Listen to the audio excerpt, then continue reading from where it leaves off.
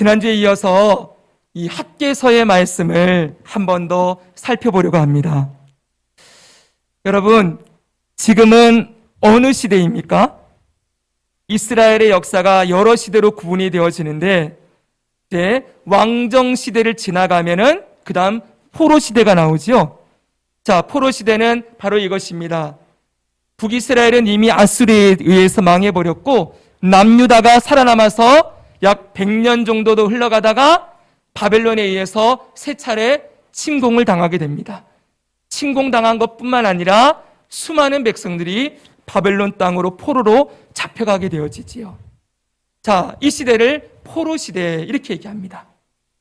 그런데 포로로 잡혀간 자들이 그냥 포로로 잡혀가서 바벨론 땅에 살다가 죽어버리고 끝나는 게 아니라 하나님은 심판하시나 구원하시는 분이시기에 이들에게 구원, 회복, 그 은혜를 포로 귀환이라는 시간으로 그들에게 주고 있음을 확인할 수가 있습니다.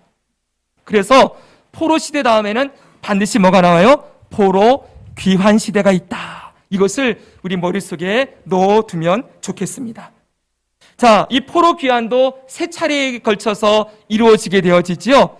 자, 이렇게 538년부터 해서 445년까지 세 차례에 걸쳐서 이루어지게 되는데 특별히 이 학개서, 우리가 보고 있는 학개서, 그리고 그 다음에 나오는 스가랴서, 학개서와 스가랴서는 1차 포로 귀환 시대에 하나님께서 주셨던 말씀을 기록하고 있어요. 자, 이때 1차 포로 귀환이 언제 이루어집니까? BC 538년도입니다. 지난주에 쭉 한번 설명을 드렸었지요. 이때는 페르시아의 고레스가 바벨론 땅을 무너뜨리고 그리고 바벨론 땅에 포로로 잡혀 있던 유다 백성들을 다시 그 땅으로, 남유다 땅으로 돌려보내는 일을 했다라고 성경을 확인했습니다. 한번 지도를 보십시오. 지도를 보시면 저게 페르시아 제국이에요. 페르시아 제국이 엄청나게 큰 영토를 차지했는데 이 차지한 영토 가운데 바벨론 제국 한번 보여주세요. 바벨론 제국이 조만큼이에요. 그러니까 바벨론 제국도 위대하다 하지만 페르시아 제국은 더 컸어요. 저렇게 통합하면서 페르시아 제국을 시작했던 왕이 고레스. 이 고레스가 저 바벨론 땅에 잡혀있던 이스라엘 백성들을, 남유다 백성들을 다시 포로 귀환, 유다 땅으로 돌아가도록 그렇게 조서를 내렸던 사건이 제1차 포로 귀환 사건입니다. 자, 이때 여러분 그냥 돌려보낸 게 아니라 고레스 왕이 미션을 하나 줬죠. 무엇입니까? 그것은 돌아가서 성전을 재건해라 라는 미션을 줬어요. 이제 그 미션을 가지고 돌아오게 되어지는데 여러분 그때 돌아오는 사람들이 이거예요. 보여주세요. 돌아올 때 자, 이 보면은 스룹바벨이라는 사람이 나오지요. 야, 잠깐 저를 보세요, 여러분. 그때 지도자가 스룹바벨과 여호수아였고 그리고 약 5만 명의 사람들이 같이 돌아오는데 여기 스룹바벨이라는 사람을 잠깐 짚고 넘어가려고 그래요. 여러분 스룹바벨 이 이름이 여기 보니까 지금 마태복음 1장에 나와 있죠. 마태복음 1장은 예수님의 족보가 기록되어 있는 장이에요. 여기에 스룹바벨이라는 이름이 나오는 거 알고 계셨습니까? 네, 우리 같이 한번 읽어볼까요? 마태복음 1장 11절에서 13절입니다. 시작. 바벨론으로 사로잡혀갈 때에 요시야는 여고냐와 그의 형제들을 낳으니라. 바벨론으로 사로잡혀간 후 여고냐는 스알디엘을 낳고 스알디엘은 스룹바벨을 낳고 스룹바벨은 아비우스를 낳고 그랬지요. 여기 스룹바벨 나왔어요. 이 스룹바벨이 바로 1차 포로 귀환 때의 지도자였던 그 스룹바벨이에요. 이 스룹바벨은 그러니까 다윗의 혈통이에요. 왕족인 거죠. 나라가 포로로 잡혀가지 않았다면 스룹바벨이 왕이 되는 거예요. 아시겠습니까? 그 스룹바벨이 다윗의 혈통으로 흘러내려가다가 그 다음에 여기가 지금 13절이죠. 16절에 이렇게 되어 있습니다. 야곱은 마리아의 남편 요셉을 낳았으니 마리아에게서 그리스도라 칭하는 예수가 나시니라. 아멘. 놀라운 건 이 스룹바벨이 예수님의 족보에 기록되어 있는 사람이라는 거죠. 자, 정리하면은 스룹바벨은 다윗 왕의 혈통으로서 예수님에게까지 이어지는데 중간에 통로가 되는 사람이에요. 뭘 보여주고 있는가 하나님이? 다윗 언약이 계속 이어지고 있음을. 하나님이 사무엘 7장에 보면은 성전을 짓고자 했던 다윗에게 내가 너희 왕위를 영원히 견고하게 해주겠다 말씀하셨는데, 이 말씀이 이 포로 시대에도, 포로 귀환 시대에도, 나라가 망해가는 시대에도 하나님의 언약이 끊어지지 아니하고 신실하게 이어지고 있다는 걸 보여주는 거지요. 그래서 마지막으로 다윗 왕가의 제일 마지막 왕이 누구인 거예요? 바로 예수 그리스도가 되시는 거예요. 그분 이후로는 더 이상 왕이 없어요. 왠지 아세요? 그분이 영원한 왕이 되시기 때문에. 그래서 하나님 말씀하신 대로 너희 왕위가 영원히 견고하게 될 것이다 그랬는데, 이 말씀이 스룹바벨을 지나 예수 그리스도를 통하여서 완전하게 이루어지게 된 것이지요. 아멘. 할렐루야. 아멘. 하나님 말씀은 기가 막힌 말씀이에요. 그럼 보면 볼수록 하나님 말씀이 얼마나 정확하고 하나님이 얼마나 분명하고 살아계신 분이신가를 우리는 말씀을 보면 볼수록 확인할 수 있게 되는 것이지요. 자, 이제 다시 본문으로 돌아가 보겠습니다. 혹시 저 유아실에 스피커 켰나요? 네. 자, 성전 재건의 미션을 품고 이제 1차 포로 기한이 이루어지게 됩니다. 그런데 생각해 보세요. 이들이 돌아오는 건 결코 쉬운 일이 아니었을 거예요. 이미 바벨론 땅에 맨 먼저 포로로 잡혀갔던 1차 포로들은 약 70년 동안을 거기서 살았어요. 70년 동안 그 땅에서 집도 짓고 밭도 일구고 모든 삶의 터전을 만들어 놓았는데, 그걸 다 버리고 이 다시 유다 땅으로 돌아간다는 것이 쉬운 결정이 아니었겠지요. 그런데 하나님의 나라를 다시 재건하고 성전을 다시 재건한다는 그 소망, 그 열정, 하나님을 향한 열심을 가지고 스룹바벨과 예수아를 중심으로 5만 명의 사람들이 삶의 터전을 내려놓고 돌아오는 거예요. 참 귀한 헌신이었습니다. 이들이 돌아와서 538년도에 돌아왔는데 2년이 지난 536년부터 성전 재건을 시작을 했어요. 근데 성전 재건을 시작하자마자 얼마 되지 않아서 이들이 어려움에 봉착을 하게 됩니다. 미리 돌아와 있었던 사마리아인들이라고, 이 사마리아인들이 성전 공사하는 것을 자기들도 참여시켜달라 그랬는데 이걸 거부하니까 성전 공사하는 걸 막 극심하게 방해하기를 시작했고, 그리고 원래 성전을 지을 때 원조와 물자를 다 해주겠다고 했던 이 페르시아의 궁정이 여러 왕들의 암투와 정치적인 어떤 혼란함으로 원조가 끊어지고 어려움이 생기는 거예요.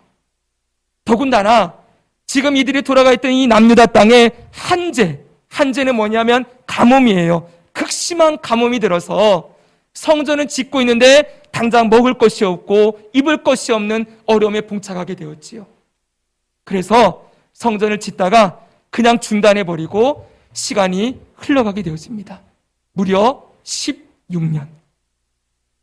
16년 동안 성전을 손을 놓고 있었는데 16년이 지난 520년, 이때가 다리오 왕 제2년, 이때 하나님이 학계를 통하여서 말씀을 주시기 시작하는 거예요. 기억해야 될 것은 여러분, 하나님이 말씀하고 있다는 건 아직 이 백성을 버리지 않았다는 거예요. 아직도 이 백성을 사랑하고 계신다는 것이죠. 하나님 말씀하고 있다는 건 하나님의 사랑의 표현이에요. 다시 이들을 향하여서 하나님이 말씀을 해주시기 시작하는데, 하나님 말씀이 뭐였습니까? 4가지가 임하는 거예요. 4가지 말씀이 임하는데 그 중에 지난주에 첫 번째 말씀을 보았어요. 첫 번째 말씀 뭐였습니까? 바로 이것이었죠. 1장 4절 5절을 같이 한번 읽겠습니다.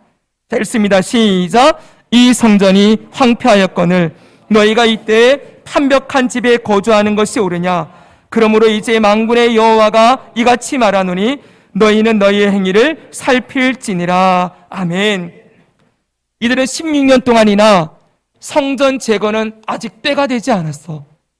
지금 환경과 여건이 아직도 너무나 어렵고 힘드니 성전 재건은 더 있다가 해야 돼. 지금은 할 수 없어 라고 외치고 있었지만 정작 그들의 마음을 살펴보니 성전은 내버려 두고 자신들의 집을 판벽한 집, 지붕이 있고 벽이 세워져 있고 벽 안에 보호제들과 각종 좋은 것들로 채워놓아서 아주 안락하고 편안한 집을 만들어 놓고 있었다는 것이지요. 자, 하나님께서 이 성전은 이렇게 해놓고 너희들의 집을 판벽한 집으로 세워놓은 너희의 행위를 살필지니라 이렇게 말씀하세요. 행위를 살피라는 건 다른 게 아니에요. 원문을 보면은 너의 마음이 지나온 길들에 어디에 있었는지를 점검해 보아라 이런 뜻이에요. 지난 16년 동안 너의 마음이 그 지나온 길 어디에 있었는지를 한번 돌이켜보라는 거예요. 자, 이들은 할 수 없다라고 얘기하고 있었지만 할 수 없는 게 아니라 안 한 거죠. 그렇죠? 못한 게 아니라 안 하고 있었어요. 이런저런 핑계로. 하나님께서는 그들을 향하여 이렇게 말씀하십니다. 8절에 이렇게 말씀하세요. 너희는 산에 올라가서 나무를 가져다가 성전을 건축하라. 그리하면 내가 그것으로 말미암아 기뻐하고 또 영광을 얻으리라. 여호와가 말하였느니라. 아멘. 하나님은 산에서 나무 가져다가 성전 지으라. 솔로몬의 성전은 백향목과 금과 은으로 지었지만 하나님은 그거 원하지 않았어요. 너희들 지금 집 짓고 있는 거 그거 뜯어와가지고 너희 집에 갖다 놓은 거 그거 갖다 바쳐서 내 성전을 아름답게 지어라 이렇게 말씀하는 분이 아닌 거예요. 산에 가서 나무에다가 성전 지으래요. 그러면서 뭐라 그래요? 내가 그곳으로 말미암아 기뻐하겠다. 여러분, 하나님의 마음이 어디 있는지 보이세요?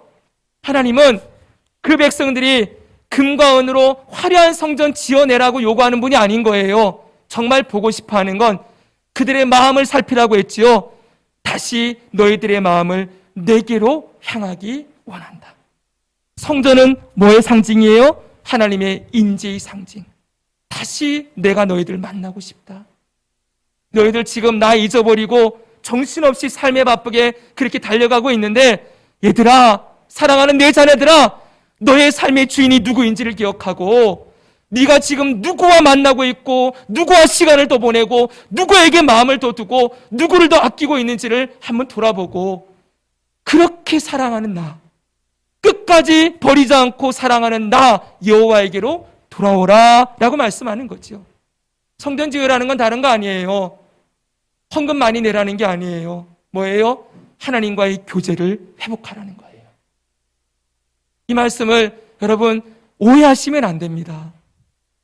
예배당을 크게 지을 때 헌금 많이 내서 성전 건축 헌금 많이 내라 이런 말씀으로 이 말씀이 들려지면 안 돼요. 여러분들의 삶을 그냥 엉망으로 내버려 두고 그러면 교회 일에 충성해라 그런 말씀도 아니에요. 여러분, 하나님은 마음이라는 거예요. 마음. 우리의 마음 저 깊은 곳에 정말 무엇이 있는지를 한번 돌아보라는 거예요. 사랑하는 여러분, 하나님과의 교제, 하나님과의 만남, 하나님과 함께하는 시간과 우리의 삶의 중심, 그게 첫 자리로 회복되어지기를 원하신다는 거예요. 이걸 우리는 쉬운 말로 우선순위라고 얘기를 해요. 근데 우선순위라고 얘기는 하지만 사실은 이 말도 틀린 말이라고 저는 생각해요. 하나님은 하나님 사랑할 때 내 마음을 다하고 목숨을 다하고 뜻을 다하여 사랑하라고 했지요. 다예요. 다. 올. 모든이에요. 사실 우리의 마음 전부가 하나님께 드려져 있기를 원하는 거예요. 하나님이 1번이 되고 다른 건 2번이 되고 이렇게 해서 1번 먼저 하고 2번 그 다음에 하고 이런 개념도 사실은 아닌 거죠. 여러분, 먼저 하나님 위해서 모든 마음을 드리고 사는 거예요. 하나님과의 교제, 하나님과의 만남, 하나님 사랑하는 일에 내 마음을 다 드리고 있으면은 그러면 하나님께서 우리에게 삶에 해야 될 일들, 우리의 가정에 필요한 것들, 그리고 여러 가지 문제들 지혜도 주시고 능력도 주시고 공급도 하시고 하셔서 하나님이 다 책임도 지시겠다 말씀하고 계시는 것이죠. 근데 우리는 어리석게도 하나님 사랑하면서 이 땅에 있는 것들도 같이 돌아보면서 마음을 쪼개서 하나님 1번, 세상 일 2번, 그러다가 또 순위 바뀌어서 세상 일 1번, 하나님 2번 왔다 갔다 하다 보니까 뭐예요? 하나님이 전적으로 역사하시고 책임지시는 삶을 경험하기 어려운 거지요. 하나님께서 너희는 먼저 그의 나라와 그의 의를 구하라고 했을 때 이 말씀은 그 앞에 무슨 말씀이 있어요? 너희가 무엇을 먹을까? 무엇을 마실까? 무엇을 입을까? 염려하지 말아라. 이것은 다 이방인들이 구하는 것이요. 하늘 아버지께서는 너희 쓸 것을 미리 아시느니라 말씀하시지요. 하늘의 새를 보라. 들의 백합화를 보라. 먹이는 자 없고 입히는 자가 없어도 솔로몬의 영광보다 더 아름답지 아니하냐. 사랑하는 내 자녀들아, 내가 너희일까 보냐. 하나님이 그 말씀하시고 난 다음에 너희는 먼저 그의 나라와 그의 의를 구하라 말씀하셨어요. 여러분, 이 땅에 우리가 살아가는 삶이 결코 녹록지가 않지요. 가정 하나 건사하는 게 쉽지가 않지요. 여러분, 직장 생활에서 하루하루 수고하는 것, 애쓰고 고생하는 것 정말 만만치가 않지요. 여러분, 세상 사는 게 어렵습니다. 쉽지 않아요. 그러나 여러분, 그 어려움을 누구 힘으로 통과하려고 하십니까? 여러분, 그 어려움들을 여러분들이 애써서 무언가를 한다고 해서 그게 통과되렵니까? 여러분, 삶의 문제가 다가올 때 여러분들이 애쓴다고 그게 해결됩니까? 조금 해결되겠지요. 그러나 또 지나가면 또 똑같은 문제 만나지요. 한 곱이 지나면 또 한 곱이 만나게 되지요. 여러분, 여러분의 인생을 어떻게 살아가시겠습니까? 죽도록 고생하고 죽도록 애쓰고 죽도록 고민하고 염려하면서 아둥바둥하면서 살아가다가 끝나는 인생, 그게 성도의 인생이 아니라는 거예요. 하나님이 답답해 하시는 거예요. 왜 그렇게 사냐? 내가 너의 삶의 주인이고 내가 너의 공급자인데 너희는 나만 보고 있으면 되는데, 너희는 나만 사랑하고 나만 의지하고 있으면 내가 다 해줄 텐데 왜 너희는 어리석게도 내가 아닌 다른 것들, 그리고 나도 붙들고 다른 것도 붙들고 왜 그렇게 힘들게 살아가느냐. 사랑하는 여러분, 진짜 자유가 있는 거예요. 하나님이 내 삶의 공급자가 되고 하나님이 내 삶의 위로자, 보호자, 인도자, 구원자, 회복자가 되신다, 치료자가 되신다 붙들고 있으면은, 그거 하나 붙들면 삶에 어떤 문제가 다가와도 요동치지 않는 거죠. 요동치지 않는 거예요. 하나님은 하나님 백성들에게 그 믿음을 보고 싶은 거예요. 요동치 않는 믿음. 사랑하는 여러분, 하나님의 성전을 먼저 지으라는 건 절대로 여러분들하고 여러분들 시간과 물질 교회에다 많이 갖다 바쳐서 그래서 교회를 크게 만들고 교회를 열심히 해가지고 그렇게 하라는 게 아니에요. 여러분의 삶의 중심에 오직 하나님 한 분을 다시 주인으로 모시는 그 중심을 회복하라 말씀하시는 거예요. 오늘날 이 말씀은 우리에게도 너무나 중요합니다. 지난주에 전했지만 또 이렇게 힘을 주어 말씀드리는 이유는, 여러분, 성경을 보면 볼수록 하나님이 그의 백성들의 원하시는 게 이거 하나다라는 걸 깨닫기 때문이에요. 하나님 다른 거 안 원해요. 하나님 백성들에게. 오늘 말씀도 마찬가지일 거예요. 여러분의 마음을 원하세요. 마음. 사랑하는 여러분, 우리의 마음 중심을 하나님께 전부 드려보지 않겠습니까? 여러분의 마음을 받기를 기뻐하신다 말씀하고 있어요. 자, 이제 이 말씀을 들은 유다 백성들이 무엇을 하는지 아십니까? 1장 14절 보겠습니다. 1장 14, 15절을 우리 같이 한번 읽을까요? 시작! 여호와께서 스알디엘의 아들 유다 총독 스룹바벨의 마음과 여호사닥의 아들 여호대제사장 여호수아의 마음과 남은 모든 백성의 마음을 감동시키심에 그들이 와서 만군의 여호와 그들의 하나님의 전 공사를 하였으니 그때는 다리오 왕 제2년 여섯째 달 24일이었더라. 아멘. 보십시오. 하나님 말씀이 임한 날짜가 다리오 왕 제2년 6월 1일이었어요. 그렇죠. 자, 보여주세요. 근데 그 말씀을 들은 지 24일, 약 3주가 지난 후에 성전 공사를 시작하는데 이때가 6월 24일이에요. 그 3주 만에 이들이 하나님 말씀 듣고 회개하고 돌이켜서 일어서서 성전 공사를 시작했으니 참 잘한 거죠? 네, 이들이 즉각적인 순종을 했어요. 어떻게 보면요. 즉각적으로 순종하고 하나님 성전을 지었자 그러면서 말씀 듣고 일어났어요. 참 귀한 일이에요. 그런데 이 말씀을 들은 지 24일 날 말씀을 들었는데 그렇게 해서 성전 공사를 시작한 지 약 한 달이 지난 7월 21일에 두 번째 말씀이 학계를 통하여 하나님의 말씀이 임하게 되는 거예요. 그게 바로 2장 1절 2절이에요. 오늘 2장 1절 2절 같이 한번 읽을까요? 시작. 일곱째 달 곧 그 달 21일에 여호와의 말씀이 선지자 학계에게 임하니라. 이르시되 너는 스알디엘의 아들 유다 총독 스룹바벨과 여호사닥의 아들 대제사장 여호수아와 남은 백성에게 말하여 이르라. 아멘. 6월 24일 날 공사를 시작했는데 7월 21일 이날 두 번째 말씀이 임했어요. 하나님이 왜 이 말씀을 하셨을까요? 왜 다시 말씀을 시작하실까요? 그 이유가 3절에 나와 있습니다. 우리 3절 제가 읽어드립니다. 너희 가운데 남아있는 자 중에서 이 성전의 이전 영광을 본 자가 누구냐? 이제 이것을 너희에게 어떻게 보이느냐? 이것이 너희에게 어떻게 보이느냐? 이것이 너희 눈에 보잘것없지 아니하냐? 그냥 들으면, 그냥 읽으면 무슨 말인지 전혀 몰라요. 자, 들어보세요. 여기 보면 이 성전의 이전 영광을 본 자가 누구냐 그랬죠? 지금 이 성전은 스룹바벨 성전이라고 부르는 성전이에요. 이 성전 전에 무슨 성전이 있었죠? 솔로몬 성전. 솔로몬 성전이 얼마나 화려했는지 설명 안 합니다.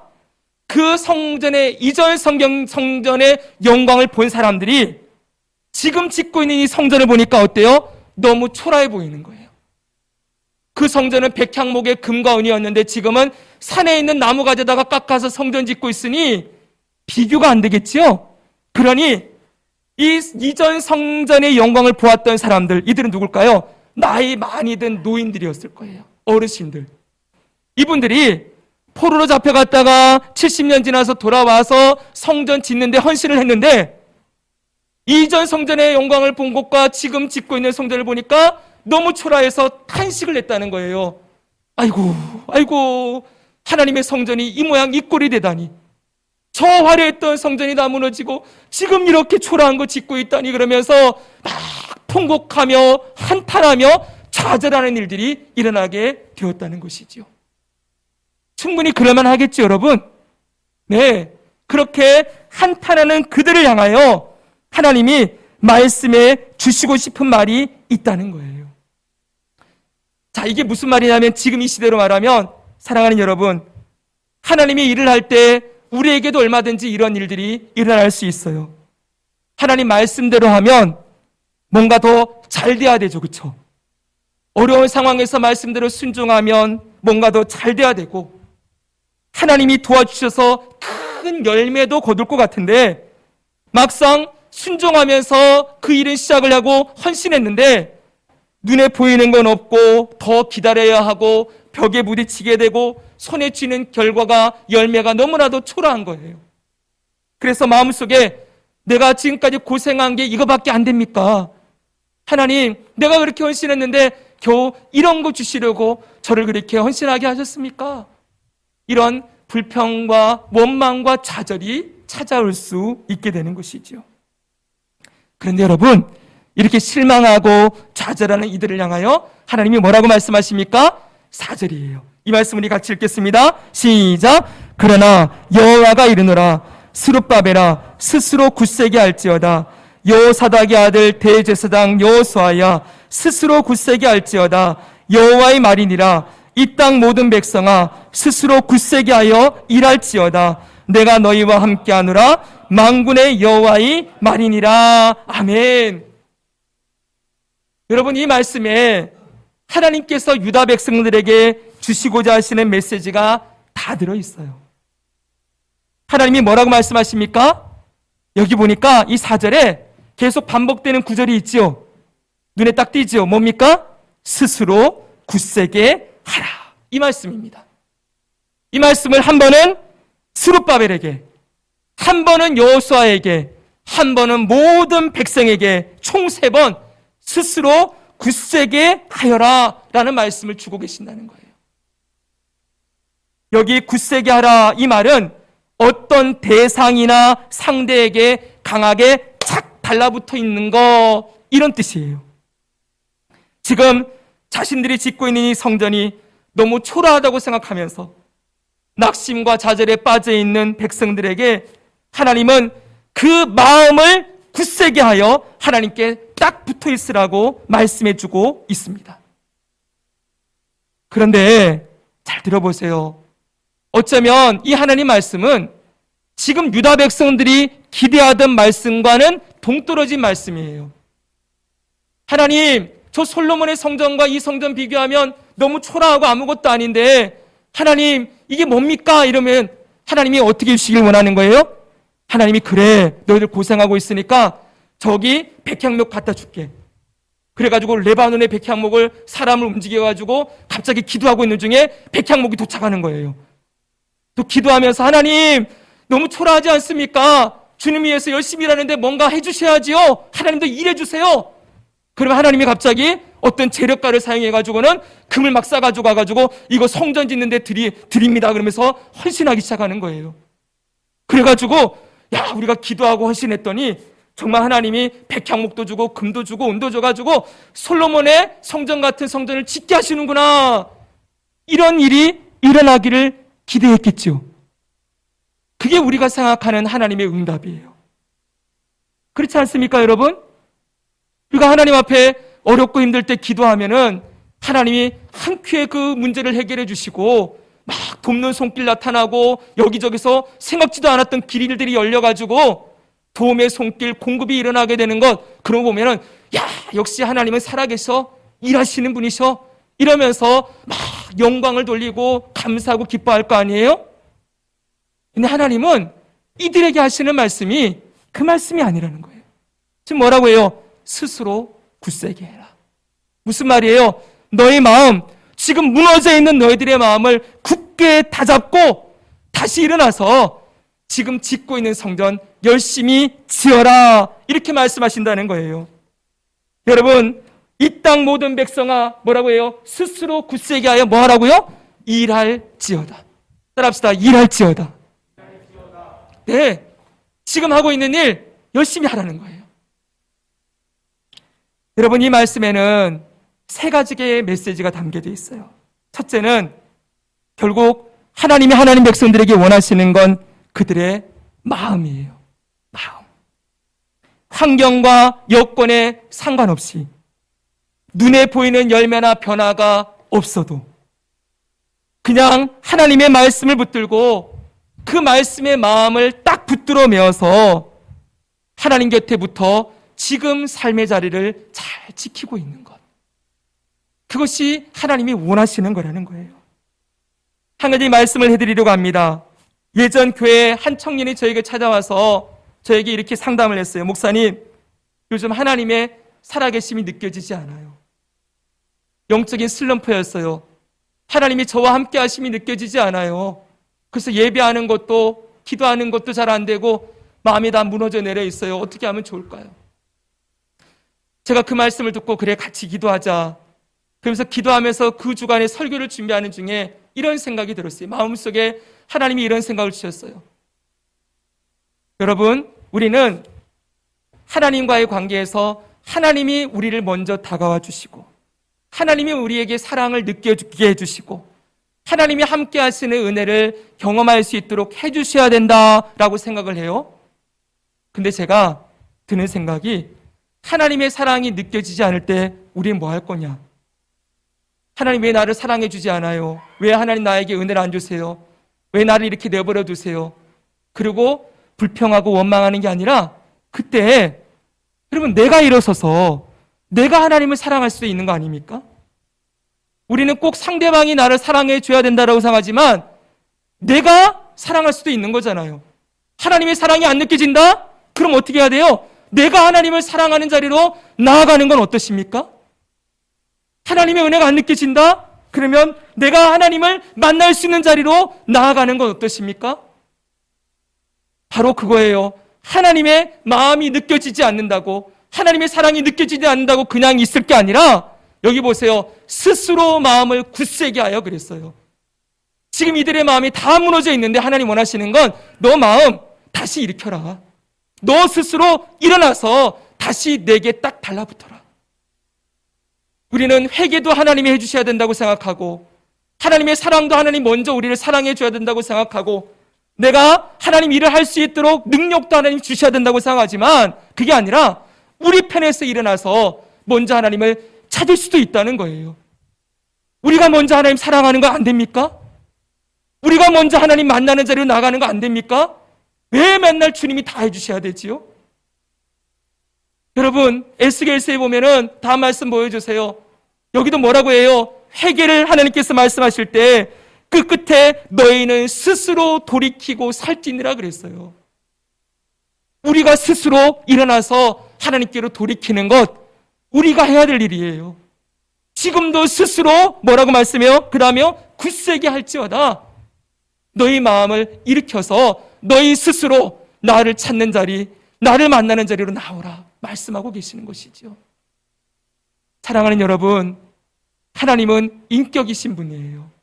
너희는 찾으라, 너희는 구하라, 두드리라. 여러분, 찾고 구하고 두드리는 건 누가 하는 거예요? 내가 하는 거예요. 하나님이 나를 안 찾아준다고 하나님 찾아줄 때까지 기다리고 있는 것 아니죠, 여러분. 하나님의 사랑이 안 느껴진다고 그냥 주저앉아 있는 거 아니지요. 내가 주님 사랑하겠습니다. 내 마음에 아무런 사랑이 느껴지지 않아도 내가 다시 주님 만나겠습니다. 주님, 내가 주님 사랑합니다. 이 고백을 하나님은 듣기를 원하시죠. 성도 여러분, 하나님은 이스라엘 백성들에게 말씀해요. 스스로 마음을 굳세게 하여 내게로 마음을 붙여라. 사랑하는 여러분, 우리 하나님께로 다시 우리의 마음을 돌이켜서 하나님께 붙어보지 않으시겠습니까? 자, 두 번째입니다. 이 스스로 굳세게 하라, 이 말씀에는 또 하나의 중요한 메시지가 있어요. 지금 유다 백성들이 힘들어하는 이유가 무엇입니까? 저 솔로몬 성전을 지을 때 이전에는 기대감이 있었어요. 솔로몬 성전을 지을 때 어떤 기대가 있어요? 지금 백향목이 막 쌓여 있죠, 한쪽에. 솔로몬 성전입니다. 금과 은이 막 쌓여 있어요. 야, 이걸로 성전 지으면은 머릿속에 그림이 그려지겠죠? 얼마나 화려하고 위대한 성전이 지어질까? 이런 기대감이 있었을 거예요. 그러니까 일하면서도 신나는 거지요. 우리가 이거 지어놓으면은 엄청나게 위대하고 화려한 성전에서 예배할 수 있을 거야. 이런 기대가 있었어요. 그 웅장한 성전에 다 짓고 나면은 찬양대들이 옷을 쫙 입고서는 몇백 명이 쫙 서 있고 악기들이 막 소고부터 비파 뭐 이렇게 쫙 깔려 있어가지고 웅장하게 들어가면서 쫙 찬양이 나오기 시작하고, 그리고 거기 제사장들이 의복을 입고 쫙 들어가가지고 모든 성도들이 막 수만 명이 일어나가지고 그 성전에서 찬양하는 그 모습은 상상만 해도 좋았겠지요. 그런데 지금 이 성전을 짓고 있는 이들의 마음에 기대가 있었겠습니까? 저 산에 나무에다가 성전 나무로 지어놓은 이 성전에서 이 성전이 어떤 모양으로 지어질지 머리에 다 그려졌겠지요? 오두막집이에요. 쉽게 얘기하면은 나무로 만든 오두막.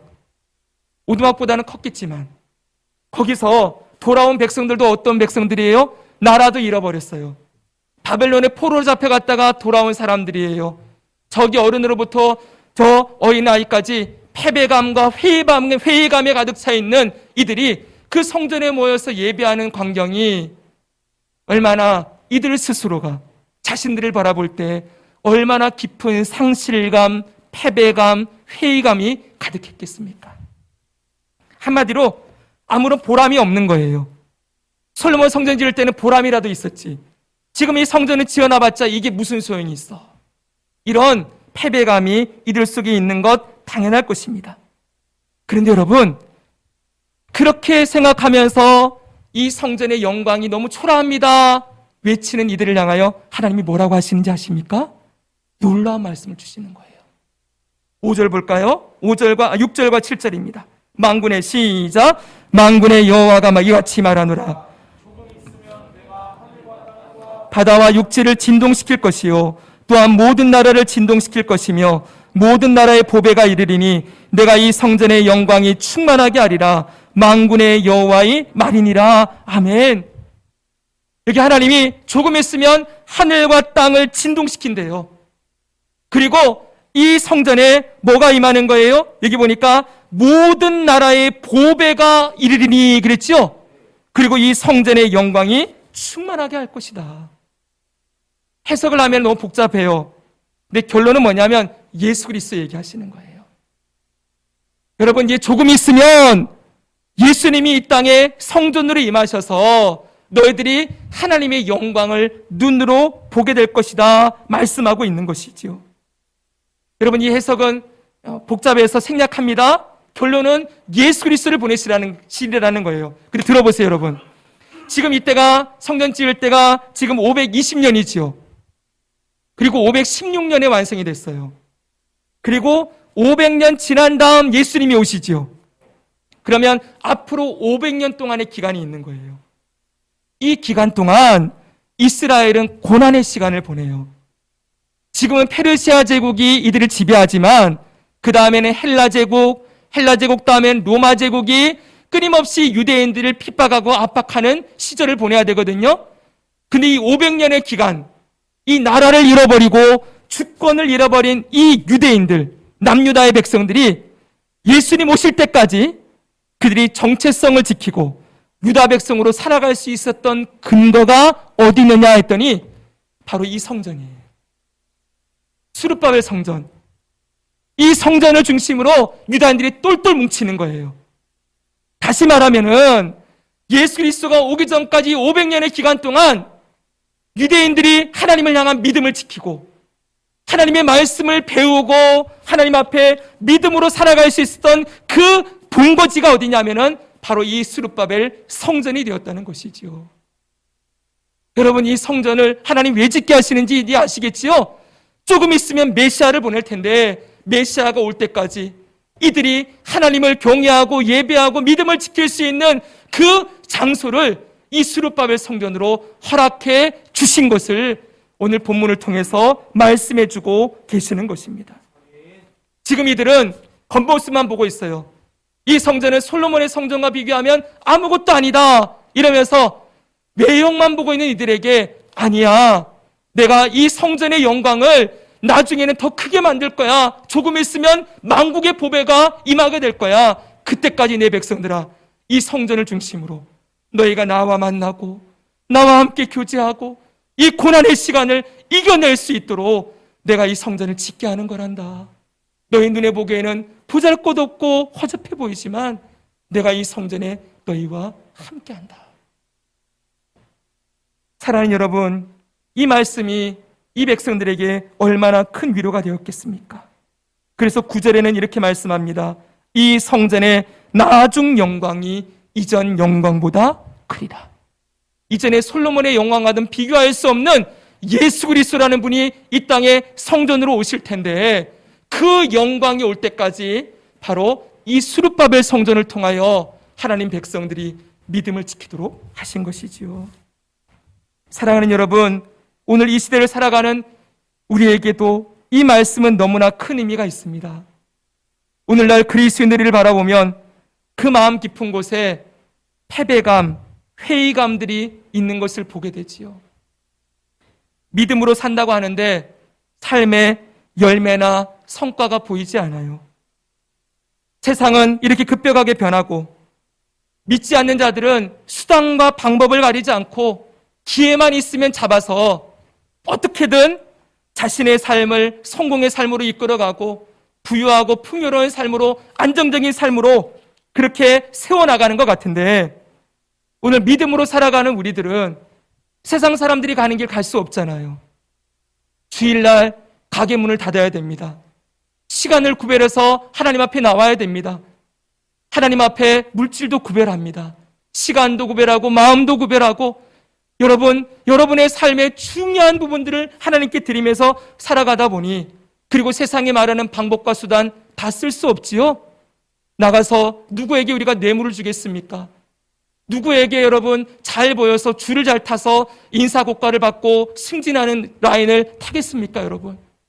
술자리 가서 회식하는데 술 잘 먹고 상사 잘 이렇게 보필하면은 여러분 인정받고 그 고가도 좋아지고 해가지고 그렇게 가는 길, 우리 그런 길 갈 수 없잖아요. 세상에 가는 거 똑같이 다 따라할 수 없어요. 하나님 말씀이 하지 말라 하면 하지 말아야 하는 것이지요. 그러다 보니 정말 우리 삶은 어떻게 될까? 내 인생의 미래는 어떻게 되고 우리 가정은 어떻게 되고 우리 자녀들은 어떻게 될까? 세상과 똑같이 갈 수 없음이 나만 느리게 가는 것 같고, 근데 교회 가면 목사님 맨날 하나님 믿고 살라고 하고 하나님이 첫 번째라고 얘기하고 이러니 믿음과 삶이 괴리가 느껴지는, 그래서 교회에서는 그래 믿음으로 살아야 돼, 그래서 삶에 가면 어쩔 수 없어 그러면서 세상과 타협하고 세상의 길로 걸어가는 이중적인 모습을 보게 되지요. 근데 교회에 오면은 또 괴롭지요. 그렇죠, 여러분? 그렇게 살았던 삶이 있으니까 하나님 앞에 너무 죄송하니까 회개하고 그러지 말아야 되는데 그럼 또 가서 하고. 사랑하는 여러분, 일터에서도 열심히 일하고 교회도 열심히 다니고 예배도 드리는데 여전히 삶은 제자리 걸음인 것 같아요. 내가 이렇게 하나님 믿고 살아간다고 해도 세상이 바뀌는 것 같지도 않아요. 우리 가정에 어떤 특별한 변화가 있는 것 같지도 않아요.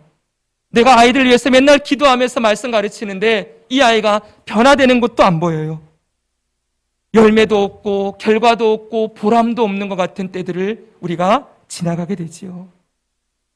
사랑하는 여러분, 그러나 오늘 저와 여러분이 믿음으로 살아가는 게 결코 헛되지 않습니다. 지금 우리 눈에는 너무 초라해 보이는 이 성전 짓고 있는 것처럼 보이지만 여러분, 이 성전이 예수 그리스도를 이 땅에 임하게 하는 통로가 되었어요.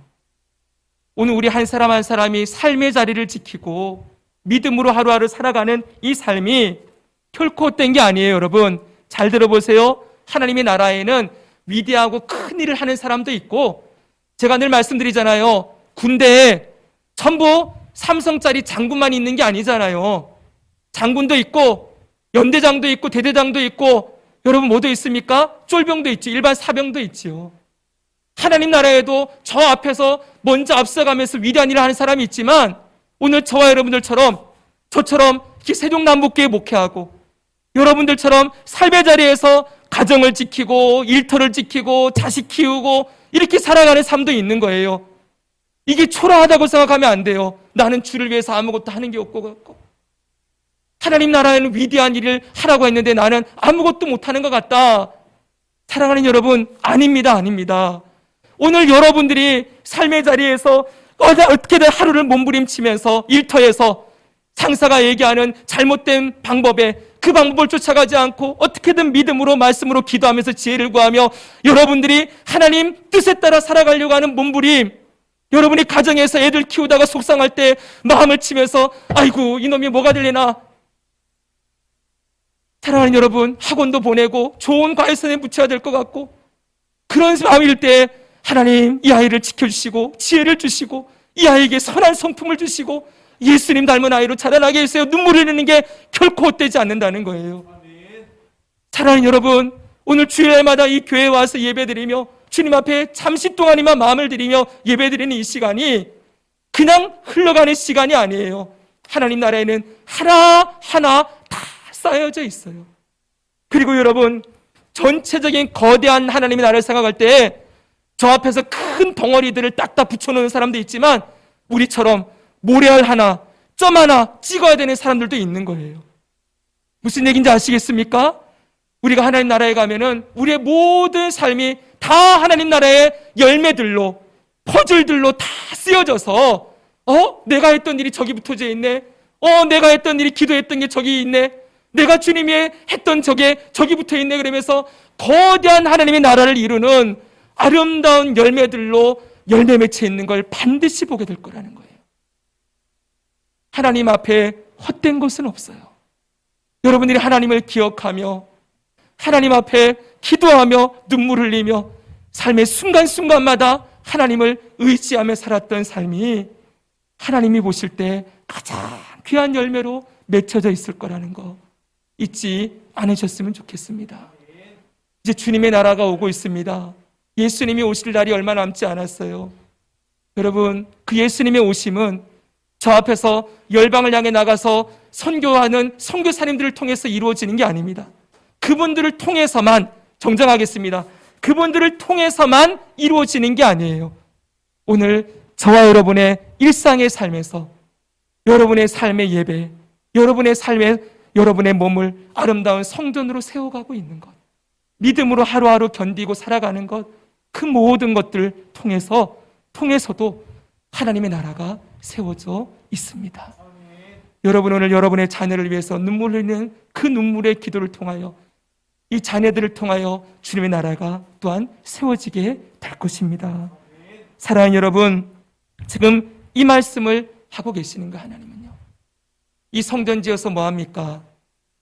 이거 지어놓고 아무런 열매도 없이 보람도 없고 성취도 없고 하나님 이게 무슨 소용이 있습니까? 그랬는데 하나님이 이 성전의 영광이 나중에 영광보다 클 것이다, 그렇게 얘기했어요. 여러분, 솔로몬 성전보다 너무나도 비교할 수 없을 만큼 초라했지만 이 성전을 통하여 500년의 시간을 예수님이 오실 때까지 하나님께서는 그 백성들을 믿음으로 세우시는 일을 스룹바벨 성전을 통하여서 이루어 가셨습니다. 오늘 우리의 삶이 그렇게 주님의 나라를 세워가는 복된 삶이 되고 있다는 것을 잊지 마시고 오늘 스스로 마음을 굳세게 하여 열심히 우리 삶의 자리를 지키기 바랍니다. 아멘. 기도하겠습니다.